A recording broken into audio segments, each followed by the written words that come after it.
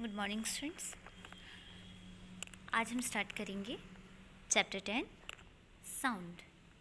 Sound मतलब ध्वनि। मेरी आवाज़ आपको सुनाई दे रही है? क्यों? क्या है ये आपको जो सुनाई दे रहा है? ये एक प्रकार की ध्वनि है, साउंड है, जिसकी मदद से आप अपनी बात दूसरों तक पहुंचा सकते हैं। ऐसे बहुत सारे साउंड्स होते हैं, बहुत सारी ध्वनियाँ होती हैं। We hear different type of sound around us. Example, the school bell, chirping bird, thundering cloud, and sound of vehicle, etc. We also hear the loud sound of an empty metal utensil falling. We are familiar with the melodious sound of the harmonium. We don't like then everyone in the class starts speaking simultaneous. It is clear from the example that some sound are low and some are loud. Some sound are pleasant to the ears and some are not. Let us try to find how sound is produced and how we hear it.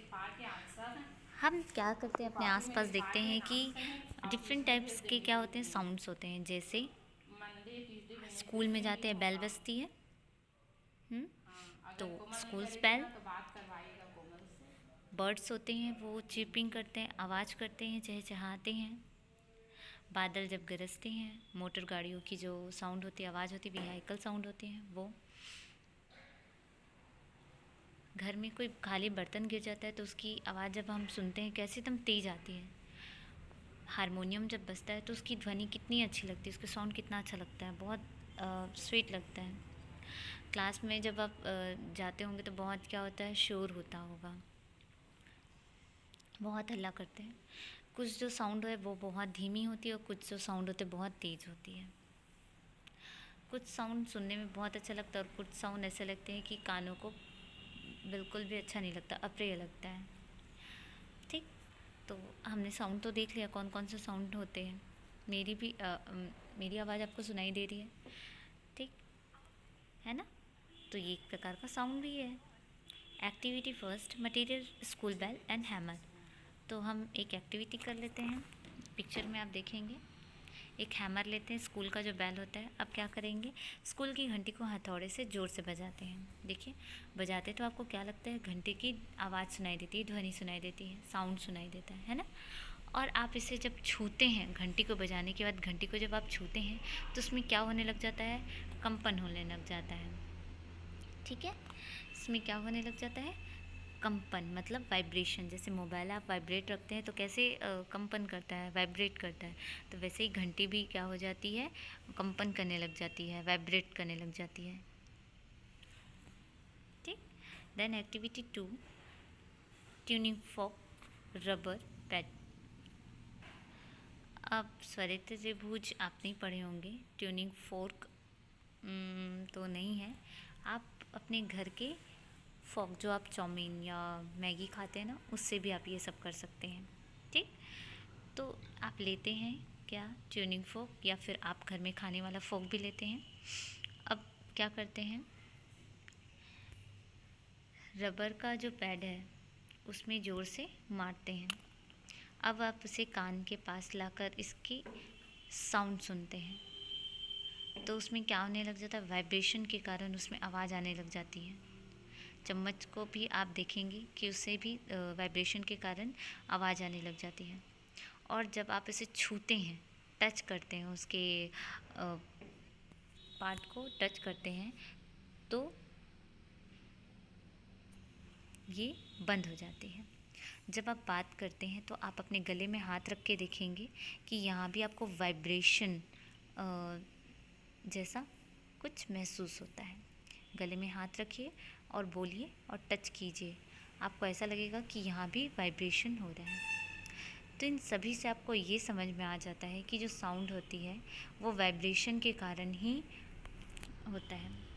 Sound जो भी निकलता है वो सिर्फ vibration के कारण होता है। When we touch vibrating object they stopping vibrate and sound is also not here. और जब आप उस ऑब्जेक्ट को टच करते हैं, आवाज़ करते हुए ऑब्जेक्ट को या वाइब्रेशन करते हुए ऑब्जेक्ट को टच करते हैं, तो उसमें वाइब्रेशन ख़त्म हो जाता है और साउंड भी सुनाई देना बंद हो जाता है। कुछ स्थितियों में जो वाइब्रेशन होता है वो हमें आसानी से दिखाई देते हैं, लेकिन कुछ चीज़ों में ये वाइब्रेशन या ये कंपन हमें नहीं दिखाई देते हैं। अब है amplitude, frequency and the time period of vibration. Vibration का हम देखेंगे time period, frequency and amplitude. तो प्रीवियस क्लास में हमने पढ़ा होगा किसके बारे में?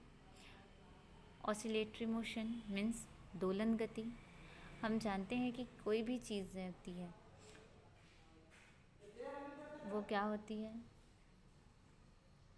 We know that the to and fro motion of an object about a mean position is called oscillatory motion। वो अपनी स्थिति के दोनों ओर गति करती है, जैसे घड़ी का पेंडुलम दोनों तरफ क्या करता है? मोशन करता है, गति करता है। कैसे गति करता है? पहले लेफ़्ट जाता है, फिर राइट जाता है, फिर लेफ़्ट जाता है। तो ये अपनी स्थिति में दोनों ओर गति करती है, लेफ़्ट और राइट। इसीलिए इसे क्या कहते हैं? ऑसिलेटरी मोशन कहते हैं।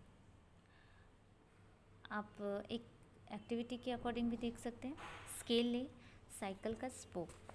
स्केल या साइकिल की स्पोक को एक सिरे को क्या करते हैं? एक टेबल में रख देते हैं ऐसे, चाहे वो आप स्पोक रखें, चाहे वो स्टील की स्केल रख लें, ठीक है। स्टील की स्केल देखे होंगे, बड़ी वाली।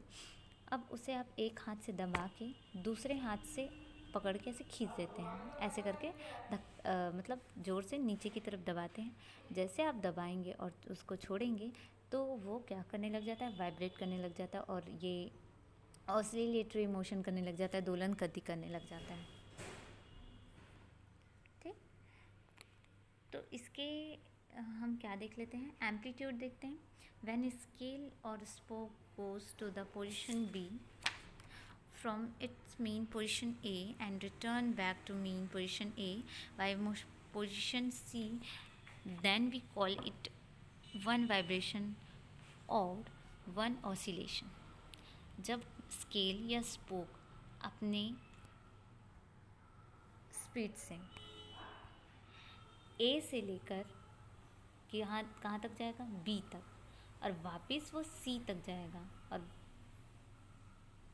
इसे ही एक ऑसिलेशन मोशन कहते हैं। वो एक पूरा राउंड लगा के अपनी जगह में आ जाए तब तक उसे वन ऑसिलेशन मोशन कहते हैं। ओके, देन इसकी frequency, the number of oscillations in 1 second is the frequency. एक सेकेंड वो कितनी बार ऑसिलेशन मोशन करता है। फ्रीक्वेंसी किसे कहते हैं? कि वो एक बार में कितनी ऑसिलेशंस करता है, यही उसकी फ्रीक्वेंसी होती है वाइब्रेशन की। इसका जो SI मात्रक होता है वो हर्ट्ज़ में होता है,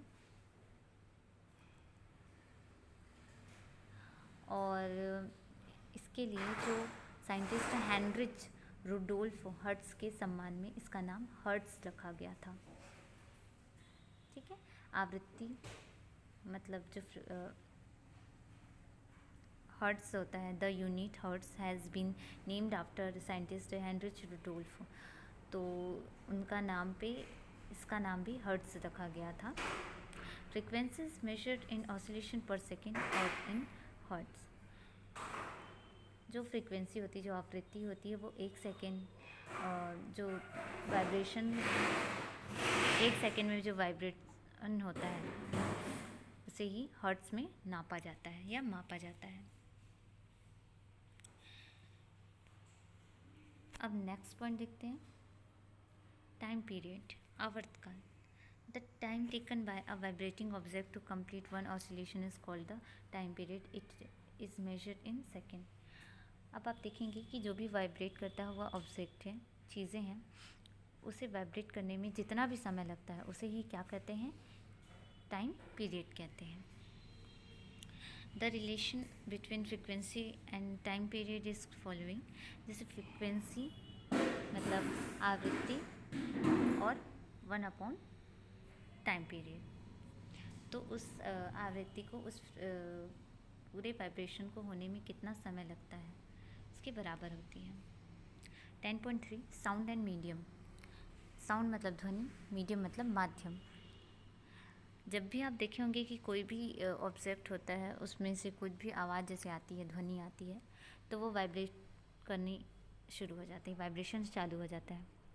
वाइब्रेशन अपने आसपास के हवा को, एयर को क्या कर देती है, वाइब्रेट कर देती है। खुद तो वाइब्रेट होती है लेकिन वहाँ के जो भी एयर होते हैं वो क्या हो जाते हैं, वाइब्रेट करने लग जाते हैं।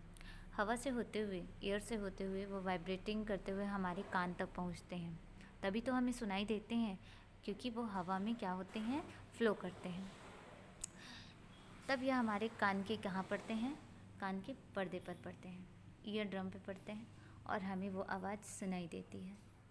इस प्रकार हम क्या करते हैं, कुछ भी साउंड को, कुछ भी ध्वनि को सुन सकते हैं। वाइब्रेट करने वाली जो भी चीज़ें हैं वो कानों पर क्या हो जाती है, पहुंचती है। आवश्यक ये है कि जो भी ऑब्जेक्ट है, कोई भी वस्तु है और हमारे कान के बीच में कोई ना कोई माध्यम उपस्थित हो, मतलब बिना मीडियम के, बिना माध्यम के कोई भी चीज़ हमें सुनाई नहीं दे सकती। जैसे कुछ भी चीज़ हो रही है तो उसके लिए माध्यम की आवश्यकता होती है। यहाँ माध्यम कौन है, एयर है। एक्टिविटी 4 देख सकते हैं आप। एक मेज लेते हैं, उसके सिरे पर आप कान लगा के रहें, जैसे इस पिक्चर में दिखाया गया है 10.4 में। अब दूसरे सिरे को आप कहिए कि अपने फ्रेंड से कि उसे ज़ोर ज़ोर से ठोकें। आप भी अगर स्कूल में बेंच में आप अगर अपना कान टिका के रखेंगे और कोई थोड़ा सा भी आवाज़ करता है तो आपको बहुत जल्दी कान में सुनाई देता है। ये सब वाइब्रेशन की वजह से होता है। ओके, देन एक नेक्स्ट एक्टिविटी करते हैं। एक्टिविटी 5 कर लेते हैं। Material required two match box, 10 mm long thread, 2 pins. ये वाली जो एक्टिविटी है वो तो हर कोई बच्चा करा होगा, है ना, कि 2 माचिस की डिबिया लेते हैं, भीतर को खोखे लेते हैं, है ना। अब उसमें छेद करते हैं, धागे और आलपिन की सहायता से उसे एक खिलौना बना लेते हैं। कैसे, जैसे कि इस पिक्चर में दिखाया गया है। धागे की जो लंबाई होती है, थ्रेड की लंबाई होती है वो 10 mm होती है। धागे को तान कर, खींच कर अपने एक फ्रेंड को बोले कि वो उसमें अपना मुंह रख कर कुछ बोले धीरे से, और एक सिरा अपने कान पे रख के कुछ सुनने की कोशिश करें। क्या कान से खोखा हटा लेने पर कोई ध्वनि सुनाई देती है? नहीं, लेकिन जब आप कान पे उस खोखे को रखते हैं, उस डिब्बे को रखते हैं, तो आपको सुनाई देता है। ऐसा क्यों होता है? ये सब माध्यम के कारण होता है, क्योंकि साउंड को मीडियम की ज़रूरत पड़ती है, माध्यम की ज़रूरत पड़ती है। ओके, देन नेक्स्ट आप देख लेंगे how do we hear sound, कि हम जो साउंड है वो कैसे सुनते हैं, अपने कानों से कैसे सुनते हैं। तो sound reach our ear through a medium, from the ear it reach our brain as signal and then we hear the sound. Hello?